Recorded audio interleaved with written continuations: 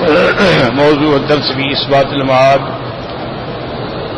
واحوال الاشقیاء سورۃ القلم تفسیر ابن کثیر.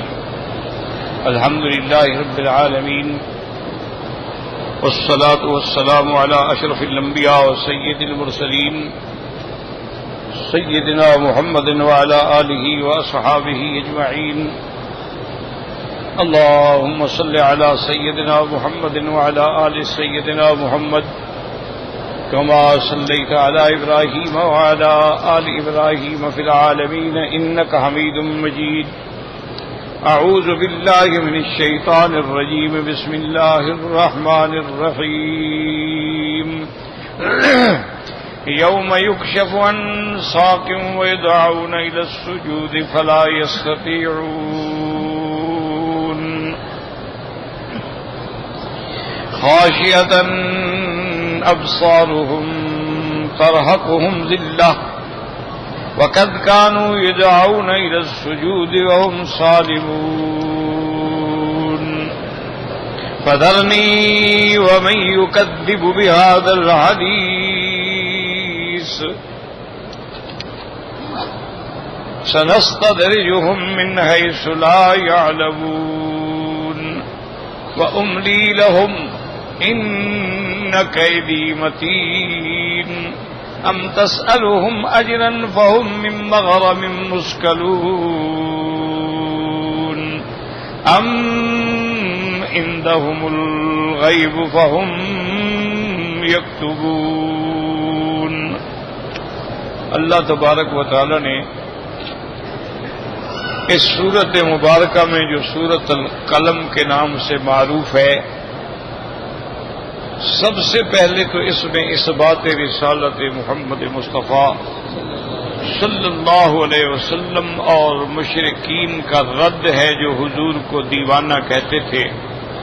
اس پر اللہ نے فرمایا کہ میرے محبوب مجھے قلم کی قسم ہے اور جو اس سے لکھا جائے گا، آپ اپنے رب کی نعمت سے دیوانہ نہیں ہیں.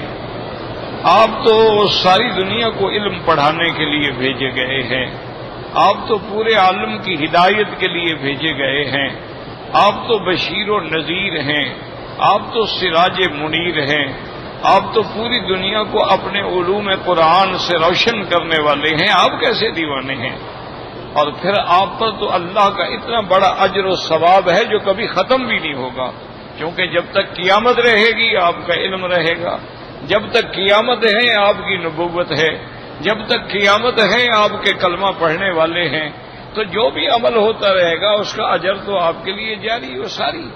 اس لیے فرمایا نون والقلم وما یسطرون ما انت بنعمت ربک بمجنون وان لک لاجرا غیر ممنون. آپ کے لیے اجر ہے جو کبھی ختم نہ ہونے والا. وانک لعلی خلق عظیم. میرا مدنی دیوانے تو وہ ہوتے ہیں جو پتھر مارتی ہیں، لڑائیاں کرتے ہیں، جھگڑے کرتے ہیں، غلط باتیں منہ سے نکالتے ہیں، اور آپ تو خلق عظیم کے مالک ہیں، بلکہ خلق آپ کی سواری ہے اور آپ خلق پر اسم مستعلی ہے. وَإِنَّكَ لَعَلَىٰ خُلُقٍ عَظِيمٍ. البتہ یہ کافر جو آپ پر ایسی باتیں کہتے ہیں فَسَتُبْصِرُ، آپ بھی دیکھ لیں گے، یہ بھی دیکھ لیں گے کہ انجام کیا ہوتا ہے. بِأَيِّكُمُ الْمَفْتُونُ، کہ دونوں میں سے کون ہے جو بہکا ہوا اور کون ہے جو دیوانہ ہے، کون ہے جو بھٹکا ہوا. إِنَّ رَبَّكَ هُوَ أَعْلَمُ بِمَنْ ضَلَّ عَنْ سَبِيلِهِ وَهُوَ أَعْلَمُ بِالْمُهْتَدِينَ. میرا مدنی تیرا رب جانتے ہیں اس کو جو اپنے راستے سے بھٹک گیا، اور جانتے ہیں اس کو بھی جو ہدایت والا ہے. آپ ہدایت پہ ہیں، سراپا ہدایت ہیں، آپ ہادی ہیں، آپ دنیا کو ہدایت دینے کے لیے بھیجے گئے ہیں، اور یہ گمراہ ہیں، بھٹکے ہوئے ہیں، صراط مستقیم سے بہکے ہوئے. اللہ جانتے ہیں. فلا تطع المکذبین. کافر چاہتے تھے کہ حضور ہمارے ساتھ نرم ہو جائیں، کچھ باتیں ہماری مان لیں، کچھ ہم ان کی مان لیں گے. اللہ نے فرمایا آپ ان جھوٹے لوگوں کی طرف کبھی توجہ بھی نہ فرمائیں. فلا تطع المکذبین ودوا لو تدہن فیدہنون. یہ چاہتے ہیں کہ اگر آپ نرم ہوں تو یہ بھی نرم ہو جائیں گے، ولا تطع كل حلاف مہین. اور میرے محبوب آپ کبھی ان قسمیں کھانے والے جھوٹے حقیر لوگ جو ہیں، ذلیل لوگ جو ہیں، ان کی آپ کبھی بات نہ سنیں. حماز مشاء بنمیم، عیب لگانے والے، چغل خوریاں کرنے والے، مناع للخیر، بھلائی سے روکنے والے، معتد نصیم، حد سے نکلنے والے گنہگار، عتل سرکش، بعد ذلک زنیم، اور ان سب صفتوں کے علاوہ رسوائے زمانہ، یعنی جن کا نسب بھی معلوم نہیں، باپ بھی معلوم نہیں. یہ اس لیے اعتراض کرتے ہیں کہ ان کان ذا مال و بنین، کہ ہم نے ان کو مال دیا، اولادیں دی ہیں. اذا تتلی علیہ آیاتنا، جب ان پر ہمارے آیات قرآن پڑھے جاتے ہیں، قال اساطیر الاولین، یہ بدبخت کہتے ہیں یہ تو پرانے زمانے کی باتیں ہیں. سنسمو علی الخرطوم، ہم اس کے ناک پہ داغ لگائیں گے، دنیا میں بھی اور آخرت میں بھی. یعنی یہ جو ناک اونچی کر رہے ہیں، ہم ان کے ناک کو کاٹ دیں گے اور حق کو غلبہ دیں گے. تو اللہ کی شان یہ ہے کہ ولید بن المغیرہ کو جنگ بدر میں ناک پہ تلوار لگی، اس کا داغ جو ہے مرنے تک رہا، اور پھر قیامت میں بھی داغا جائے گا. فرمایا انا بلوناہم، میرا مدنی ہم نے مکے والوں کا بھی امتحان لیا ہے. کما بلونا اصحاب الجنہ، جیسے کہ ہم نے باغ والوں کا امتحان لیا. ہم نے ان کو باغ دیا، نعمتیں دی، سب کچھ دیا، لیکن جب وہ اللہ کے راستے میں خیرات کرنے سے منکر ہو گئے، صدقہ کرنے سے منکر ہو گئے، اپنے باپ کے طریقے کو چھوڑ بیٹھے، تو اللہ نے ان کے باغ کو تباہ و برباد کر ڈالا. میرا مدنی ہم نے مکے والوں کو ہر نعمت دی ہے. ان کو مجاور کعبہ بنایا، ان کو زمزم کا وارث بنایا، ان کو اللہ تبارک و تعالی نے اپنے گھر کی وجہ سے مامون و محفوظ بنایا. پھر اللہ نے سب سے افضل الرسل خاتم الانبیاء نبی بھیجا، سب سے افضل کتاب بھیجی، لیکن انہوں نے تکذیب کی، تو اب ان کے بھی ہلاکت کا وقت آ گیا. انا بلوناہم کما بلونا اصحاب الجنہ. یہ باغ والے جو ہیں یہ یمن کا علاقہ تھا، اور صنعا سے 6 میل دور ایک بستی ہے زروان، وہاں یہ باغ تھا. اور جو اصل مالک تھا وہ خیرات بھی کرتا تھا، مسکینوں کو بھی دیتا تھا، لیکن بیٹوں نے کہا کہ ہم نہیں دیں گے، ہم تو اب زیادہ ہو گئے ہیں، چھوڑو، کیا فقیروں کا کیا تعلق ہے. اذ اقسموا لیصرمنها مصبحین ولا یستثنون، جب انہوں نے قسمیں کھائیں کہ ہم اس کو صبح صبح اپنا پھل کاٹ لیں گے اور اس سے کچھ بھی نہیں چھوڑیں گے مسکینوں کے لیے. فطاف علیہا طائف، یاد رکھو طائف کا معنی ہوتا ہے رات میں کوئی عذاب پھرنے والا. فطاف علیہا طائف من ربک وہم نائمون، پھر پھرا پھرنے والا رات میں وہ نیند میں تھے، اور اللہ نے ایسی ہوا بھیجی جس میں آگ تھی، اس نے پورے باغ کو جلا کے ختم کر دیا. فاصبحت کالصریم، وہ باغ ایسے ہو گیا جیسے سیاہ رات ہوتی ہے. فتنادوا مصبحین، اور یہ صبح صبح جب بیدار ہوئے ایک دوسرے کو اٹھا رہے ہیں کہ چلو بھی جلدی کرو. اغدوا علی حرثکم، چلو اپنے باغ پہ، ان کنتم صارمین، اگر تم چاہتے ہو کہ پھل کاٹ لیں. اللہ فانطلقوا وهم يتخافتون، وہ سارے چلے چھپ چھپ کے جا رہے ہیں. اللہ يدخلنها اليوم علیکم مسکین، کہ کوئی مسکین نہ سن لے، کسی کو پتہ نہ لگ جائے کہ ہم فصل کاٹنے کے لیے جا رہے ہیں، تاکہ کوئی مسکین باغ میں نہ آ سکے. وغدوا علی حرد قادرین، صبح صبح وہ اپنی کھیتی پہ پہنچے اس حال میں کہ ان کے پاس پوری تیاری تھی کاٹنے کی. فلما رأوها قالوا انا لضالون، اب جب پہنچے تو دیکھا کہ باغ تو کوئی نہیں، وہ تو جل کے کولا ہو گئی، زمین بھی جل گئی. کہنے لگے معلوم ہوتا ہے کہ ہم بھٹک گئے ہیں. اس کے بعد پھر غور کرنے لگے، کہیں نہیں بھٹکے تو نہیں ہیں، بل نحن محرومون، اللہ نے ہمیں محروم کر دیا. قال اوسطهم الم اقل لكم لولا تسبحون، ان میں جو درمیانہ تھا یعنی اعتدال والا، اچھی سوچ رکھنے والا، سمجھدار، اس نے کہا میں نے تم کو پہلے کہا تھا کہ تم اللہ کی تسبیح بیان کرو، اللہ تبارک و تعالیٰ کے حقوق ادا کرو، اللہ کے بندوں کے حقوق ادا کرو۔ قالوا سبحان ربنا، اب کہنے لگے اے رب تیری ذات فإنا كنا ظالمین، ہم نے اپنے اوپر ظلم کیا ہے۔ فأقبل بعضهم على بعض يتلاومون، اور لگے ایک دوسرے کو گلا دینے کے تم نے مروا دیا، وہ کہ تم نے مروا دیا۔ قالوا یا ویلنا، کہنے لگے آپس میں کیوں لڑتے ہو، ہائے کاش، انا كنا طاغین، ہم خود ہی سرکش ہیں۔ عسى ربنا ان يبدلنا خيرا منها انا الى ربنا راغبون، کہنے لگے اب ایک دوسرے پہ لعنت نہ بھیجو، اللہ کی طرف رجوع کرو، ہو سکتا ہے کہ اللہ ہمیں اس کے بدلے میں کوئی بہتر باغ عطا فرما دے۔ اللہ نے فرمایا میرا مدنی ایک نمونہ ہے، کذالک العذاب، اسی طرح میرا عذاب آتا ہے کہ رات کو لوگ سو رہے ہوتے ہیں اور عذاب آ جاتا ہے۔ والعذاب الآخرۃ اکبر، یہ تو دنیا کا عذاب ہے تو کچھ بھی نہیں، اصل عذاب تو آخرت کا ہے جو بہت بڑا ہے۔ لو کانوا یعلمون۔ اب اس کے بعد اللہ فرماتے ان للمتقین عند ربهم جنات النعیم، اللہ سے جو ڈرنے والے ہیں، اللہ کے فرما برداری کرنے والے ہیں، حرام سے بچنے والے ہیں، اوامر پہ چلنے والے ہیں، زواجر سے رکنے والے ہیں، وہ متقی ہیں، ان کے لیے اللہ کے بہت بڑے باغ ہیں ہمیشہ رہنے والے۔ اللہ نے فرمایا میرا مدنی یہ کیسے پاگل ہو گئے، افنجعل المسلمین کالمجرمین، یہ جو کہتے ہیں کہ ہمیں بھی آخرت میں بڑی نعمتیں ملیں گی، کیا ہم مسلمانوں کو کافروں کو برابر کر دیں گے؟ ایسے ہو سکتا ہے؟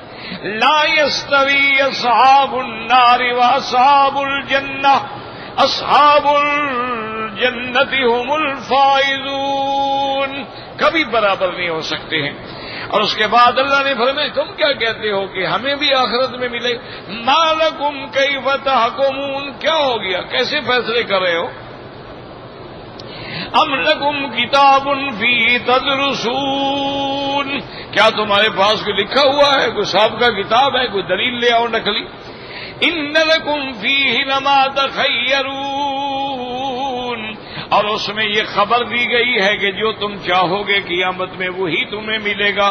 ام لکم ایمان علینا بالغۃ، یا کیا ہم نے تمہارے ساتھ کوئی قسمیں کھا کے وعدہ کیا ہوا ہے؟ ان لکم لما تحکمون، کہ تمہیں وہ ملے گا جو تم چاہتے ہو۔ سلہم ایہم بذالک زعیم، آپ ان سے پوچھیں کہ پھر ان سب باتوں کا کون ذمہ دار ہے؟ ام لہم شرکاء فلیأتوا بشرکائہم ان کانوا صادقین، کیا ان کے پاس وہ شرکاء ہیں جن کا دنیا میں یہ عبادت کرتے رہے، جن کے آگے یہ جھکتے رہے، بلائیں ان کو، اگر سچے ہیں تو آئیں ان کی مدد کریں۔ اور اس کے بعد اللہ فرماتے ہیں یوم یکشف عن ساق ویدعون الی السجود فلا یستطیعون۔ اب یاد رکھیں کہ اس آیت میں اللہ تبارک و تعالی نے ارشاد فرمایا ہے کہ یوم یکشف عن ساق، یعنی قیامت کے دن، جس دن اللہ تبارک و تعالی اپنی پنڈلی، ساق کہتی ہے پنڈلی، پنڈلی مبارک کو کھولیں گے۔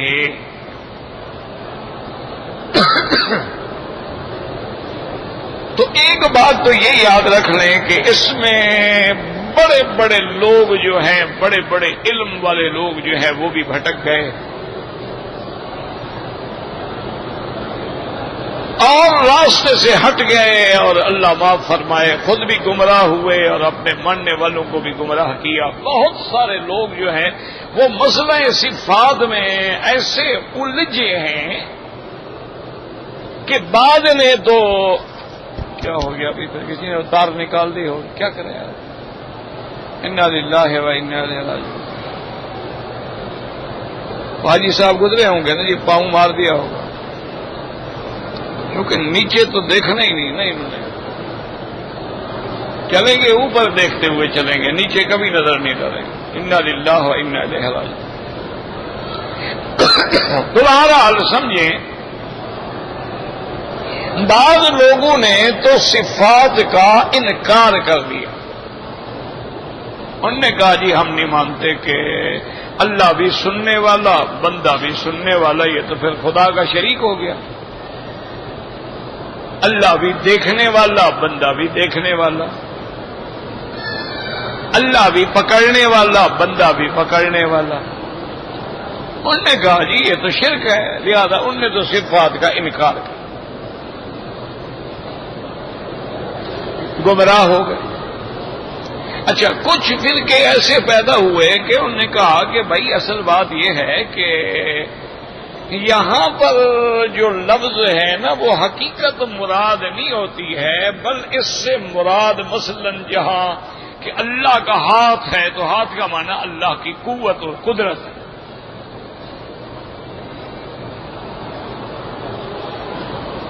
یعنی جیسے محاورے میں کہا جاتا ہے بھی سب کچھ اس کے ہاتھ میں ہے، یعنی سب کچھ اس کی قدرت میں۔ انہوں نے تعویل کی، انہوں نے کہا ہم صفات کو تو مانتے ہیں لیکن اس سے مراد یہ نہیں ہے، بلکہ اس سے مراد یہ ہے، کہیں انہوں نے کہا اس سے مراد طاقت ہے، کہیں انہوں نے کہا اس سے مراد سلطنت ہے، کہیں انہوں نے کہا اس سے مراد اللہ کا اقتدار ظاہری و باطنی ہے۔ انہوں نے تعویلات کا دروازہ کھولا،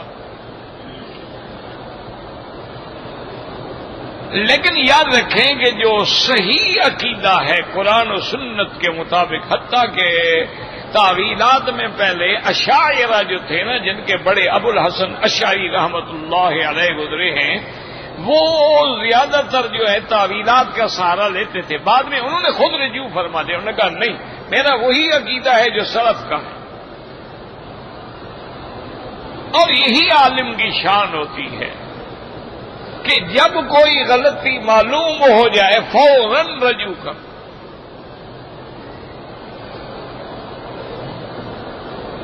وہ کبھی اپنی غلطی پہ اکڑتے نہیں، ضد نہیں کرتے۔ معلوم ہو گیا غلطی ہے، انسان ہے، غلطی ہے، رجوع ہو گیا، بس بات ختم۔ یہ علم کی شان ہے۔ حضرت نے بھی رجوع فرما لیا۔ تو اب آسان لفظوں میں آپ کو بتا دوں، چونکہ بڑا مشکل مسئلہ ہے، آپ زیادہ، یہ تو علماء کا کام ہے، اہل علم کا کام ہے، ان باتوں کو سمجھیے۔ آپ موٹی موٹی بات یاد رکھ لیں کہ جتنی اللہ کے قرآن میں میرے اللہ نے اپنی صفات بیان فرمائی ہیں،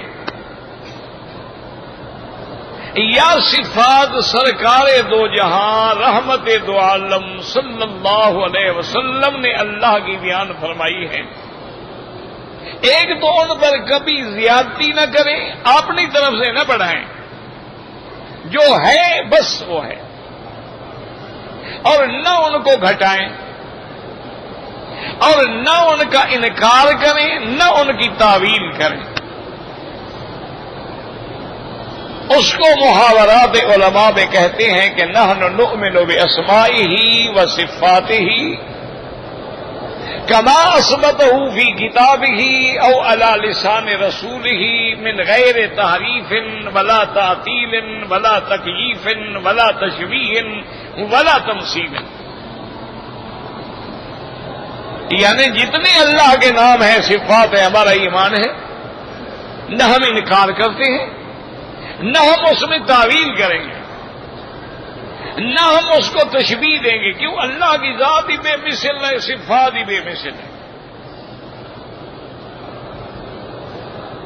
جس مثلاً آتا ہے نا کہ اللہ بھی سمیع ہے، بصیر ہے، سننے والا ہے، دیکھنے والا ہے، انسان کے لیے بھی آیا ہے، لیکن کہاں مخلوق اور کہاں خالق۔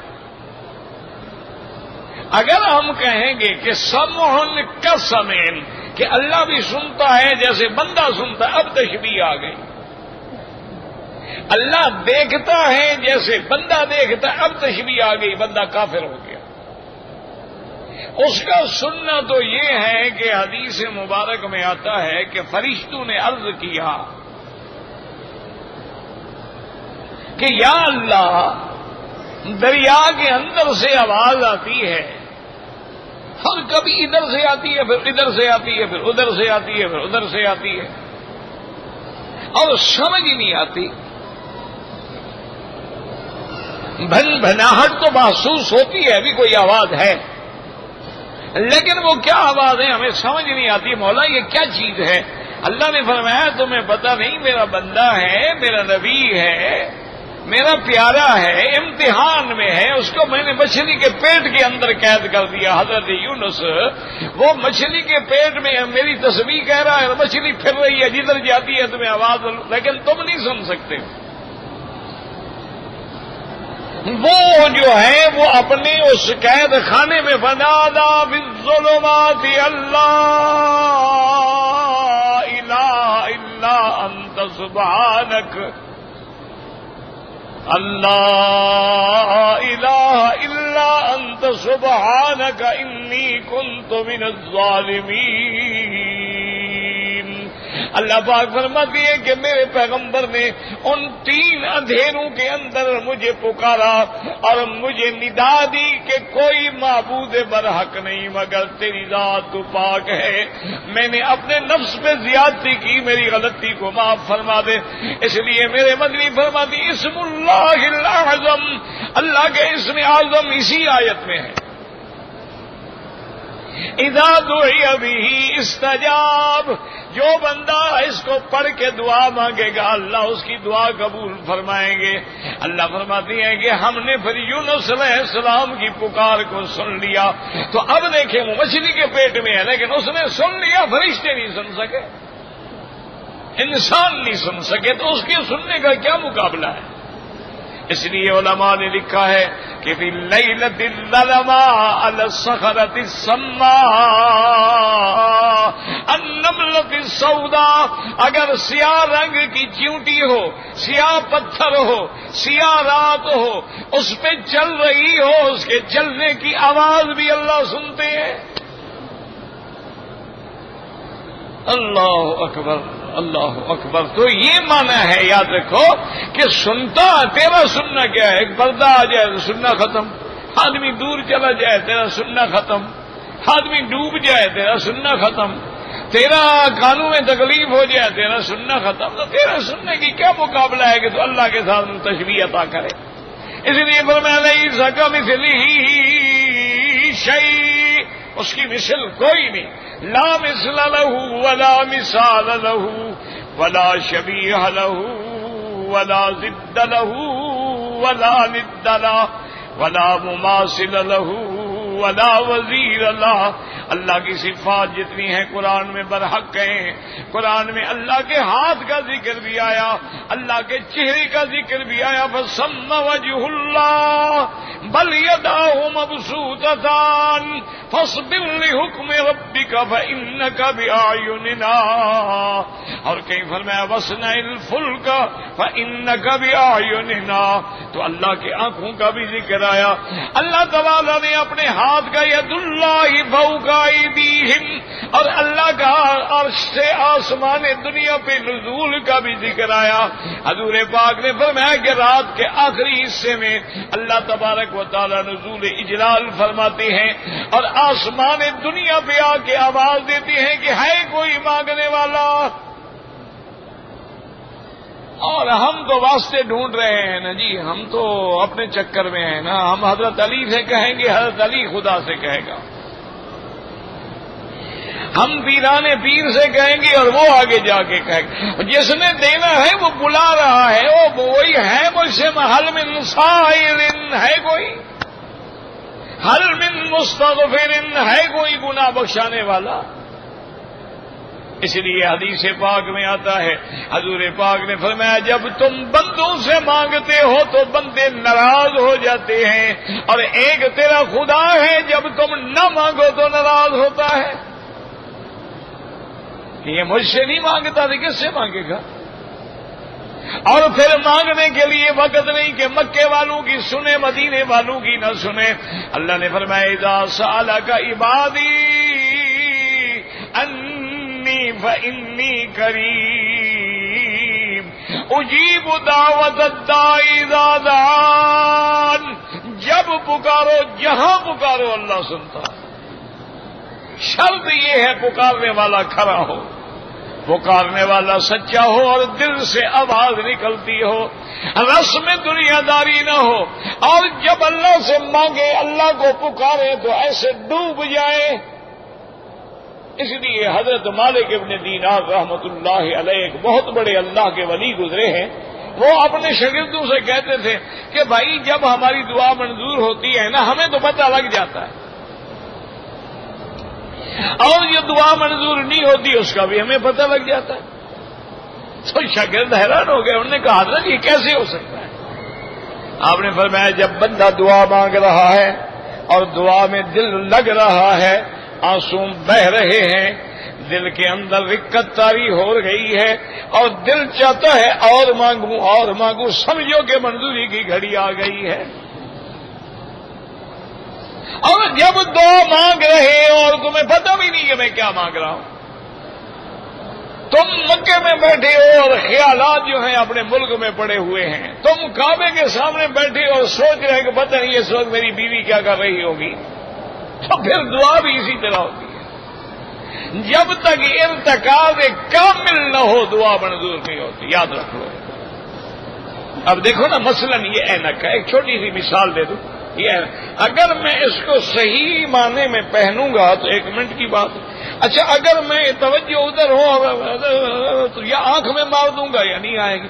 تو جب ارتکاز کامل نہ ہو اینک نہیں پہن سکتے, ارتکاز کامل نہ ہو آپ چائے پیالی میں نہیں ڈال سکتے, ارتکاز کامل نہ ہو تو ایک عورت روٹی نہیں لگا سکتی, یا ہاتھ جل جائیں گے یا روٹی جل جائے گی.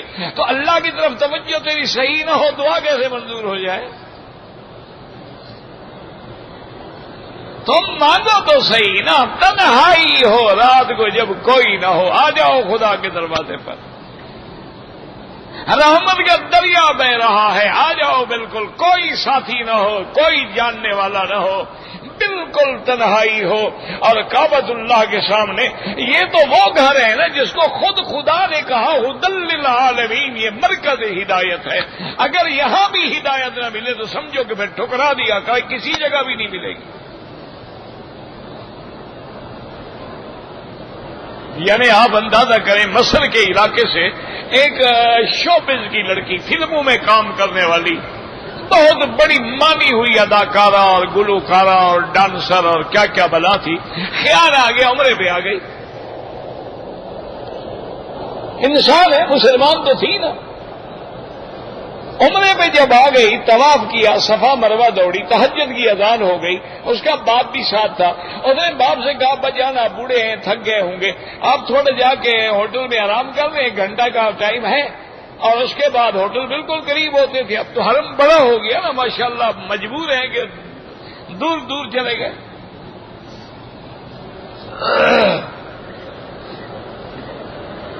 اس لڑکی نے خود لکھا ہے کہ میرے والد چلے گئے, میں نے تھکی ہوئی تھی, عمرہ کیا ہوا تھا, اور پھر ناز و انداز میں پلنے والی عورت, جیسے کبھی دوڑی نہیں تھی, کبھی چلی نہیں تھی, کبھی صفا مروہ نہیں دوڑی تھی, جن کے پاؤں میں جناب ہر وقت جو ہے پھول بچتے تھے, وہ تو پتھروں پہ چلنا پڑ گیا.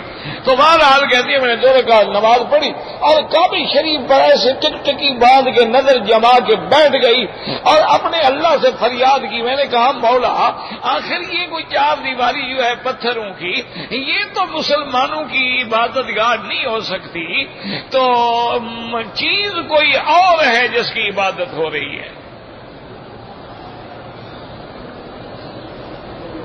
یہ کیا ایک 4 کمرے کا گھر ہے. اچھا کبھی تم نے حج میں دیکھا ہوگا ماشاءاللہ, جب غلاف اونچا کر دیتے ہیں نا, تیرے گھر کی اینٹیں بھی برابر ہیں, خدا کے گھر کا پتھر برابر نہیں, کوئی بڑا ہے کوئی چھوٹا ہے, کوئی بڑا ہے کوئی چھوٹا ہے, کوئی بڑا ہے کوئی چھوٹا ہے, یعنی پتھر بھی ایک قسم کے نہیں ہیں. تو اس نے کہا مولا یہ کیسے ہو سکتا ہے, اس سے تو پھر یہ حرم زیادہ خوبصورت بنا ہوا ہے, ہم اس کو تو سجدہ نہیں کرتے. یہی ایک گھر ہے، اور کبھی اس کو آدم نے بنایا ہے، کبھی اس کو ابراہیم علیہ السلام نے بنایا ہے، کبھی اس کی چھت نہیں تھی، کبھی اس کے دروازے نہیں تھے، کبھی دروازے دو تھے، کبھی دروازہ ایک تھا، کبھی دروازے نیچے تھے، کبھی دروازہ اونچا تھا، کبھی حتیم کا حصہ اندر تھا، کبھی حتیم کا حصہ باہر تھا، کبھی اس میں حجر اسود تھا، کبھی حجر اسود نہیں تھا۔ مولا یہ پتھر کی عبادت کا حکم تیری ذات تو نہیں دے سکتی، اس کے اندر جو کوئی خاص تجلی ہے مجھے وہ دکھلا دے۔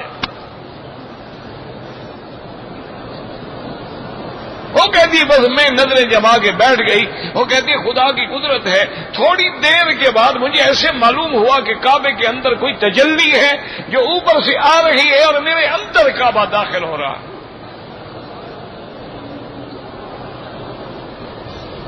بس کہتی ہے میں سجدے میں گر گئی، میں نے رو رو کے اللہ سے توبہ کی۔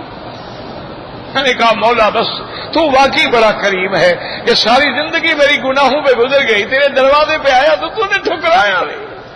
دعا کرو اللہ ہمیں بھی نہ ٹھکرائے، دل سے دعا مانگ لو، اللہ بلایا ہے تو اب دھکے نہ دے۔ اگر اپنے گھر میں بلا لیا ہے تو اس کے برکات بھی نصیب فرماؤ، اگر مدینے پاک میں بلا لیا ہے تو حضور کے مسجد نبوی اور روضہ مبارک کے برکات و ثمرات بھی نصیب فرما، حضور کی محبت کی کوئی جھلکی بھی نصیب فرما دے۔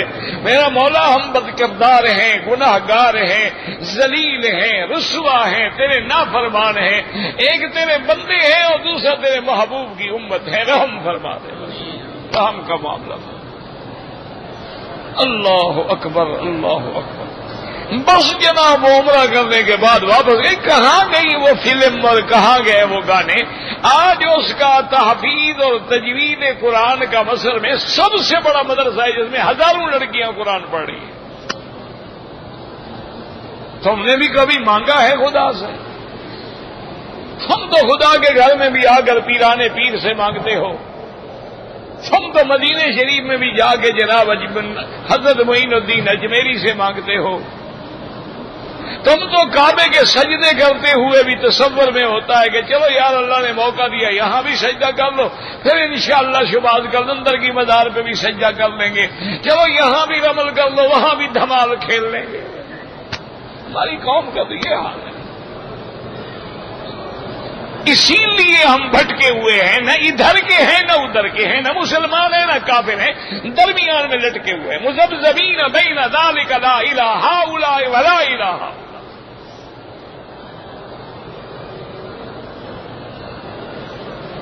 ورنہ یہ کیسے ہو سکتا ہے ایمان سے کہیں کہ حضرت بلال جس کے گلے میں رسی ڈال کے مکے میں گھمایا جاتا ہے،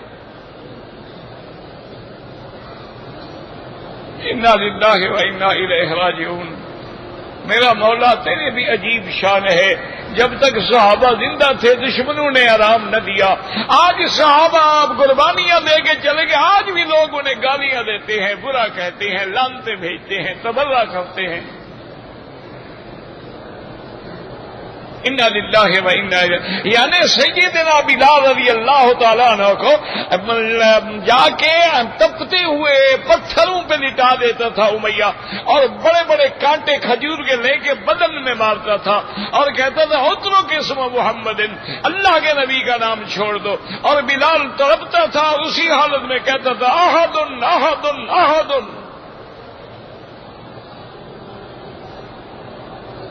ایک ہے بس بے ہوش ہو جاتا، ہوش آتا کہتا احد احد۔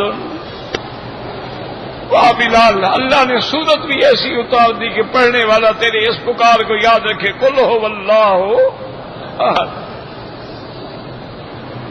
اللہ الصمد لم یلد ولم یولد ولم یکن له کفوا احد۔ یعنی یہ عالم ہے اور بے ہوش ہے، بوڑھی ماں ہے، حبشے کی ہے، کالی ماں ہے بیچاری۔ اللہ اکبر، اس کو قریش نے تیار کیا کہ مر جائے گا بلال، اس کو راضی کرو، چھوڑ دے کلمہ۔ بوڑھی ماں آ کے سرانے بیٹھ گئی۔ جب حضرت بلال کو زخموں سے ہوش آیا. یاد رکھو اہل حق کو ہمیشہ پتھر ملتے ہیں. یہ حلوہ جو ہے نا یہ باطل کے مقدر میں ہے. اہل حق کو نہیں ملتا، ان کو قید ملتی ہے، ان کو مارے ملتی ہیں، ان کو پھانسیوں پہ لٹکایا جاتا ہے. اب مرنا تو سب نے ہے نا، کس نے نہیں مرنا ایمان سے کہو. لیکن جس دھج سے کوئی مقتل میں گیا وہ شان سلامت رہتی ہے. مرنا کس نے یار، کیا کوئی عورت کے پیچھے مر گیا، کوئی لڑکے کے پیچھے مر گیا، کوئی فلم کے پیچھے مر گیا، کوئی زمین کے 2 قلعے کے پیچھے مر گیا، لڑائیاں ہو کے مر گیا، کوئی قومیت میں مر گیا. جی یہ جو سندھی ہے اور یہ پنجابی ہے اور یہ پشتون ہے اور یہ پختون ہے مر گیا. اصل تو مرنے والا وہ ہے جو محمد مدنی کے صحابہ کے عشق میں مر گیا، جو حضور کے عشق میں مر گیا، جو قرآن کے عشق میں مر گیا، جو اسلام کی صداقت و دیانت اور امانت کے لیے مر گیا. اصل تو وہ ہے، یہ مرنا تو سب نے ہے. یہی وجہ تھی کہ امام احمد ابن حنبل رحمت اللہ علیہ جو اس ملک کے بھی امام ہیں، اللہ ان کی قبروں پہ کروڑوں رحمتیں فرمائے، ان کا جنازہ دیکھ کے ہزاروں عیسائی اور یہودی کلمہ پڑھ گئے، مسلمان ہو گئے.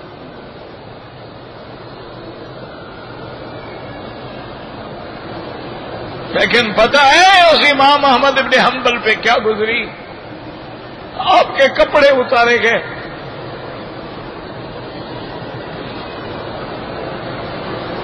ظالموں نے حکم دیا شلوار بھی کھول دو. امام احمد ابن حنبل فرماتے ہیں میں نے ایسے آسمانوں کی طرف دیکھا، ہاتھوں میں بیڑیاں تھی، پاؤں میں بیڑیاں تھی. میں نے کہا مولا ساری زندگی کبھی سطر نہیں کھولا، اب تو ننگا لگا.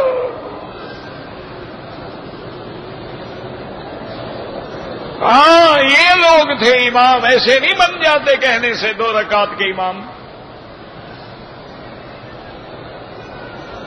اور تمہیں خوش ہونا چاہیے، اتنا بڑا امام جو ہے امام احمد ابن حنبل، یہ امام شافعی کا شاگرد ہے. اور امام شافعی جو ہے امام ابو حنیفہ کے شاگرد کا شاگرد ہے. خود اندازہ کریں امام صاحب کا کیا مقام ہوگا.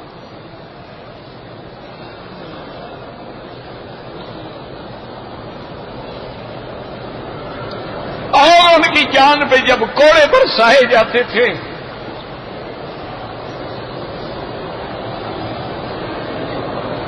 اور کوڑے پڑ رہے ہوتے تھے، اور اس وقت بھی امام صاحب کہتے تھے میں یعرفنی فلیعرفنی، اے لوگوں جو جانتے ہو نہیں جانتے جان لو، انا احمد ابن حنبل، میں احمد ابن حنبل ہوں. اور آج بھی میرا ایمان ہے کہ قرآن غیر مخلوق ہے، قرآن اللہ کا کلام ہے.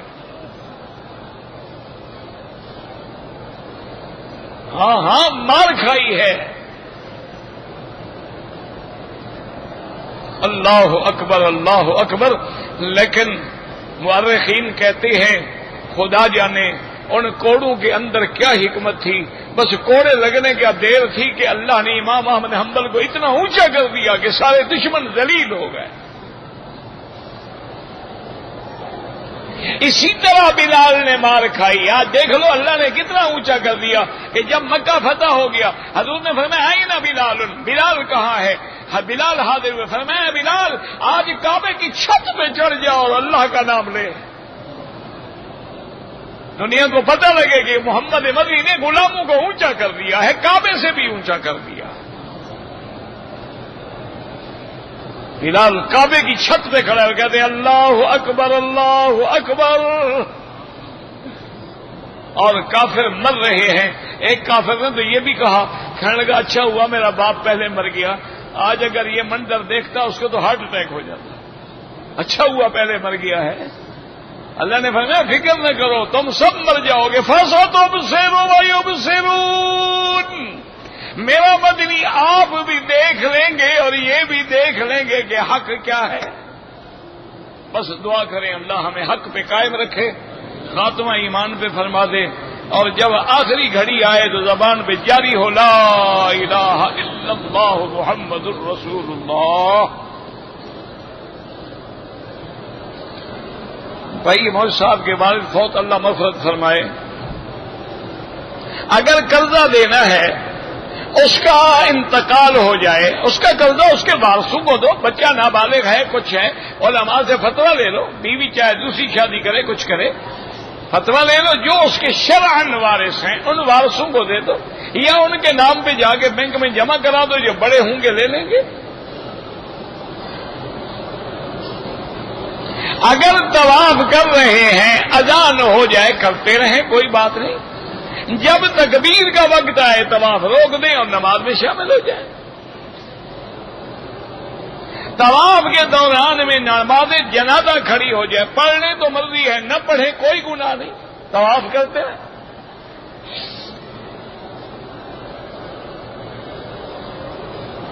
بغیر وضو کے طواف نہیں ہو سکتا ہے، طواف نماز کے حکم میں ہے۔ اگر عورت نے عمرے میں طواف کر لیا، بعد میں حیض آ گیا تو صفا مروہ دوڑ سکتی ہے۔ اگر عورت حیض میں ہے، باہر بیٹھ کے کعبہ دیکھتی رہے، بالکل دیکھتی رہے، اللہ کا ذکر کرے۔ دم کے جو روزے ہیں یہاں رکھو، اپنے ملک میں رکھو، کہیں بھی رکھو۔ مدینہ منورہ میں 8 دن کا جو رہنا ہے وہ افضل ہے کہ 40 نماز پڑھیں، لیکن نہ پڑھ سکو کوئی مسئلہ نہیں۔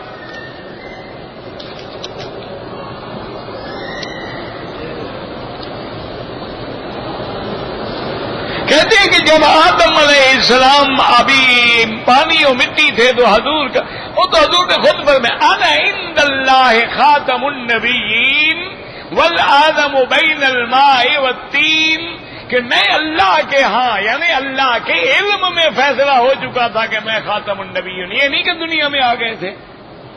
کوئی عقل کے ساتھ مسئلہ، یعنی بیٹا پہلے آتا ہے باپ بعد میں آتا ہے، عقل ہے؟ کیا کہو گے دشمنوں؟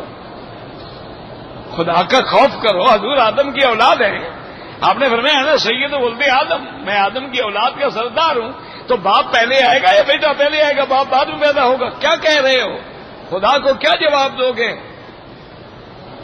مانا یہ ہے کہ میں اللہ کے علم میں فیصلہ ہو چکا تھا، اور وہ تو ابھی پڑھ رہے ہیں آپ کے نون والقلم، اول ما خلق اللہ القلم، سب سے پہلے اللہ نے قلم پیدا کی، حکم دیا اکتب ما کان وما یکون وما هو کائن الی یوم القیامت، حکم دیا سب لکھ دو جو قیامت تک ہوگا۔ ابھی یہ عالم نہیں بنا تھا کہ 2000 سال پہلے اللہ نے لکھ کے سب کچھ محفوظ کر دیا، تو اسی میں لکھا تھا کہ محمد مصطفیٰ خاتم النبیین ہیں، تو ابھی آدم پیدا بھی نہیں ہوئے تھے۔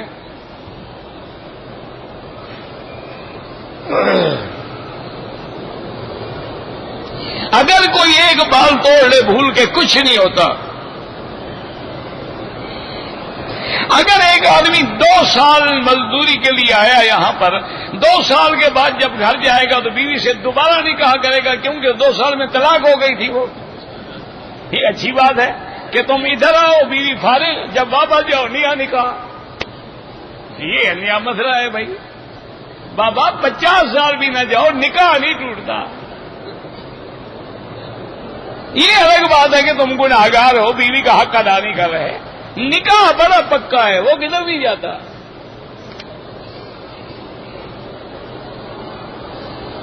میرے بھائی کو اغوا کر دیا، اللہ رحم فرمائے۔ بھائی دعا کرو، اللہ کے کعبے میں آئے ہوئے ہو، سارے عالم اسلام کے لیے اور پاکستان کے لیے دعا کرو۔ اس وقت پاکستان پر یعنی اللہ کی طرف سے بھی عذاب ہے اور یہود و ہنود کی طرف سے بھی عذاب ہے، اور سینڈوچ بنا ہوا۔ انا للہ و انا الیہ راجعون۔ ادھر یہود ہیں، ادھر ہنود ہیں، اور ادھر ہماری بدعملی کی وجہ سے خدا بھی ناراض ہے۔ کبھی سیلاب آ جاتے ہیں، کبھی زلزلہ آ جاتا ہے، کبھی ہوائی جہاز گر جاتے ہیں۔ انا للہ و انا الیہ راجعون۔ اور منزل انہیں ملی جو شریک سفر نہ تھے۔ بدقسمتی تو یہ ہے، جبل رحمت پہ نہ چڑھنا ضروری ہے، نہ نفل پڑھنا ضروری ہے، بلکہ چڑھنا بدعت ہے۔ حضور پاک کبھی اوپر نہیں چڑھے۔ امام کے پیچھے نماز پڑھیں، حنفی ہیں تو فاتحہ نہ پڑھیں، شافی ہیں تو پڑھا کریں۔ دعا بغیر وسیلے کے مانگا کریں، جیسے خود حضور نے سکھلائی ہے۔ طواف میں کیا دعا ہے؟ ربنا آتنا فی الدنیا۔ سپیکر سے آواز کم آتی ہے، اللہ پاک سے دعا کریں اللہ انتظام کر دے، میرے بس میں تو ہے نہیں۔ میں مکے میں کام کرتا ہوں، میری بیوی حج پہ اگر اپنے بہنوئی کے ساتھ بالکل نہ آئے، قطعاً بہنوئی کے ساتھ یا دیور، یہ تو موت ہوتے ہیں عورت کے لیے۔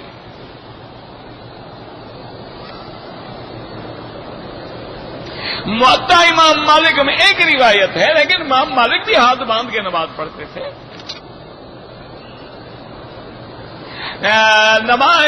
یعنی رمضان کے بعد کے جو 6 روزے ہیں، بعض احناف بھی قائل نہیں ہیں، اسی طرح ایک قول میں امام مالک بھی قائل نہیں ہے، لیکن کوئی رکھتا ہے اچھی بات ہے، نہیں رکھتا تو کوئی فرائض تو ہے ہی نہیں نا اللہ کے بندے۔ ایک فضیلت ہے کہ 6 روزے رکھو۔ غار سور میں نہ جانا ضروری ہے نہ نفل پڑھنا ضروری ہے، نہ غار ہرا پہ جانا ضروری نہ نفل پڑھنا ضروری۔ دم پڑ جائے تو اس کا کیا طریقہ ہے؟ منڈی میں جا کے بکری خریدو، ذبح کرو، تقسیم کر دو، اور کیا طریقہ ہے؟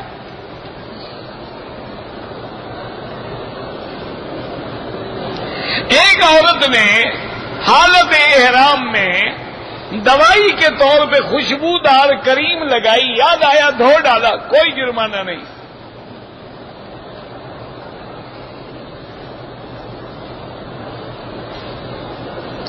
عورت نے حیض کی حالت میں عمرے کے لیے سفر کیا، احرام بھی نہیں باندھا، نیت بھی نہیں کی، اب پاک ہو کہ عمرہ بھی کرے اور دم بھی ادا کرے۔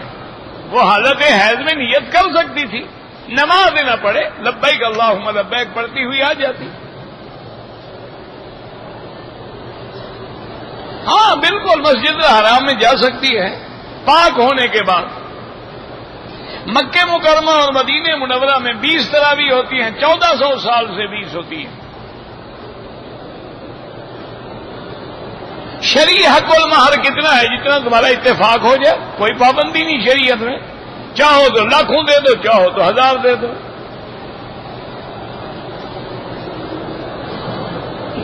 خانہ کعبہ کے علاوہ کسی دوسری سمت میں دعا کریں، بھائی سنت یہ ہے کہ قبلے کی طرف رخ کر کے دعا مانگی جائے، اگر دوسری طرف بھی ہو کوئی بات نہیں، کوئی مسئلہ نہیں، کوئی شرعی حکم نہیں۔ اب دیکھو نا جو لوگ یوں کھڑے ہیں وہ بھی تو دعا مانگ لیں گے، کوئی منع نہیں۔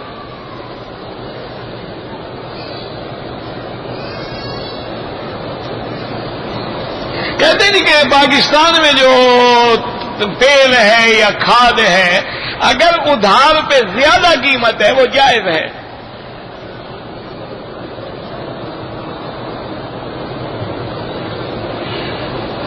بہرحال والد صاحب کا اپنے سلام پیش کرنا ہے، بالکل کریں۔ کچھ لوگ یزید کو رحمت اللہ علیہ کہتے ہیں، اللہ پر چھوڑ دیں، نہ ہم سے یہ پوچھا جائے گا نہ ہمیں اس جھگڑے میں پڑنا چاہیے۔ توقف،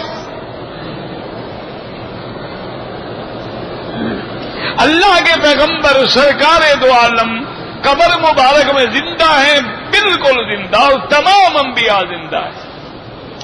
اس سے بڑی گواہی ہے، حضور نے فرمایا معراج کی رات میں نے دیکھا کہ موسیٰ علیہ السلام قائم یصلی فی قبرہ، نماز کھڑے ہو کے قبر میں پڑھ رہے ہیں۔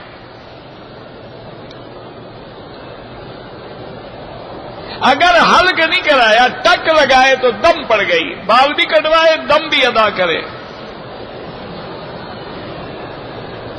جب طواف شروع کریں گے اشارہ، جب ختم کریں گے پھر بھی اللہ اکبر۔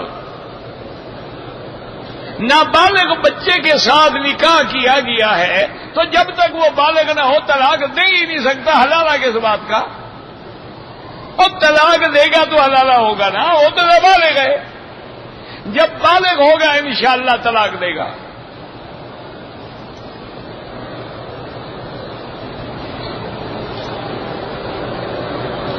حیض میں اب جب مسجد میں آنا ہی منع ہے تو طواف کیسے کرے گی؟ کوئی عقل کی بات ہے بھلا؟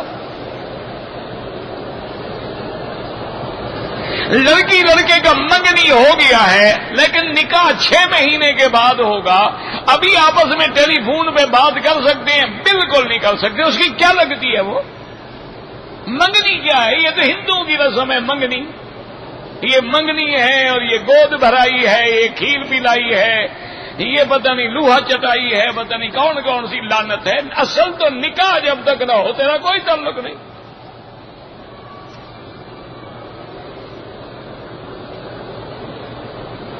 کیمرے والے موبائل میں تصویریں ہوتی ہیں تو نہ رکھو نا ایسی لعنت کو، بند کر کے رکھو۔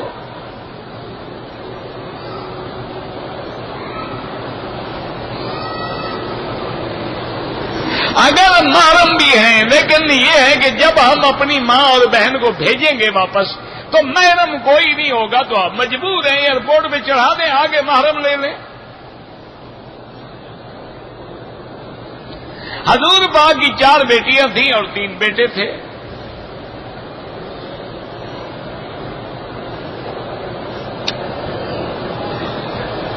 کہتے ہیں جی کہ بنگلہ دیش میں ایک پیر ہے، وہ کہتا ہے کہ میلاد منایا کرو تو قبر میں سوال جواب کے وقت میں آؤں گا انشاءاللہ۔ پتہ نہیں آپ خود ہوں گے کہاں؟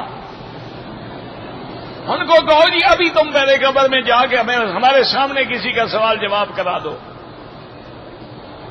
ایسے پتہ نہیں، انا للہ و انا الیہ۔ مجھے بدن پہ گرمی کے وقت خارش ہوتی ہے، حکیم سے علاج کراؤ یا زمزم پی کے اللہ سے دعا مانگو۔ اگر کسی نے 4 کے بجائے 3 رکعتوں کے بعد سجدہ کر لیا، 4 رکعتیں پھر جب کر لیا نماز ٹھیک ہو گئی، پھر دوبارہ پڑھنے کی ضرورت نہیں تھی۔ اگر پڑھ لی تو اللہ قبول کرے۔ آپ سے ملنا چاہتے ہیں تو بالکل عشاء کے بعد مجھے جہاں میں بیٹھا ہوں نا یہاں آگے سیدھا چلے آئیں گے، جہاں سیڑھیاں اتر دی ہیں میں وہاں بیٹھوں گا انشاءاللہ۔